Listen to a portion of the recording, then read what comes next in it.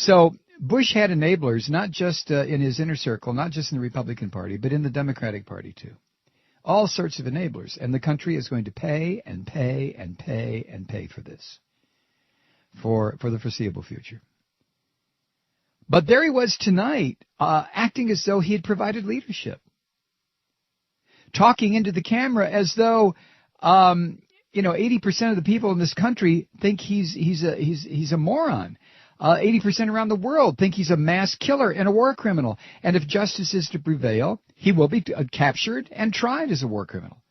But there he was looking in the camera, talking as though, gee, there have been some rough patches in my ears, but, bottom line, all things being said and done, we did a pretty good job.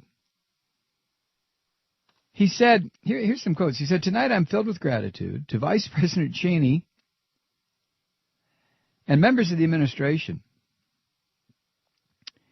Above all, I thank the American people for the trust you've given me. I thank you for the prayers that have lifted my spirits. And I thank you for the countless acts of courage, generosity, and grace that I've witnessed these past 8 years. See, there again, the toxicity of this man, it just oozes. It leaks out of every one of his pores. You son of a bitch, you weren't the king. I know you thought you were. I know Dick Cheney and the rest of the manipulators who used you like like a used Kleenex, just constantly. Made you think it was about you, but it wasn't. And then he references, he was only on the air for what? 2 minutes, and he makes his first reference to the terror attacks, September 11, 2001. He said, this evening my thoughts return to the first night I addressed you from this house, September 11, 2001, yada, yada, yada, yada. Which was his fault. He allowed it to happen. He talks about that as though it were some event that occurred in a parallel universe and somebody inadvertently broke the time-space continuum and that leaked over into us and he had to respond. No, George, that's not what happened. You caused it with your ineptitude, your inability to use rational thought in assessing problems, in making decisions, in going back and correcting something that you may have decided was the proper course and then realize it is not the proper course. Bush's claim that, I've stuck by my principles, those weren't principles. Those were the hardcore calcified ideas of someone who is psychologically incapable of realizing that he's going down the wrong path. And if people die and are maimed and wounded and blood's flying all over the room and body parts are streaming down from hell, he doesn't care. He doesn't care. I stuck to my principles. Good. He says, as the years passed, most Americans were able to return to life much as it had been before 9/11, but I never did.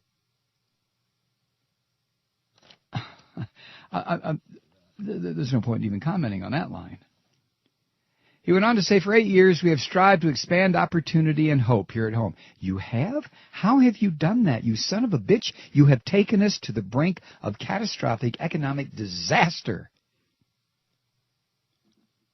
I don't get that. He says, across our country, students are rising to meet higher standards in public schools. No, they're not, George. Are you totally insane? The schools are overcrowded. They're underfunded. There's no money.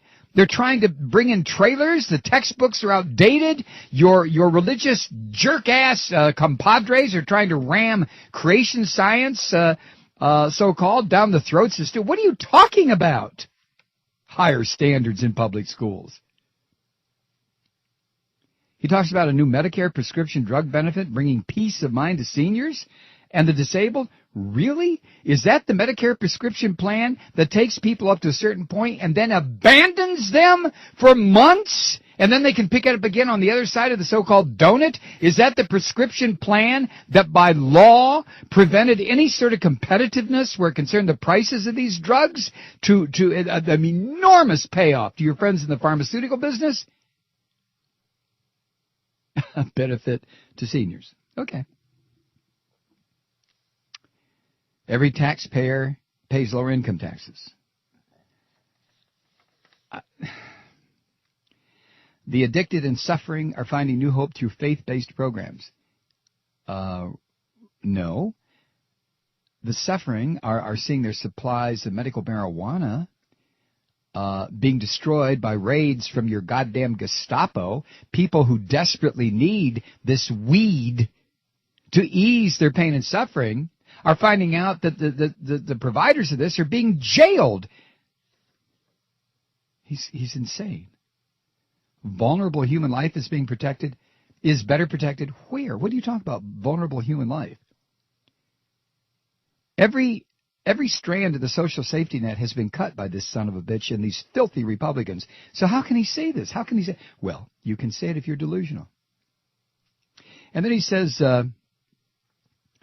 when challenge to our prosperity emerged, we rose to meet them. Facing the prospect of a financial collapse, we took decisive measures to safeguard the economy. Again, there's no point in commenting on that. It is so far outside the realm of reason or logic or observation, just observation,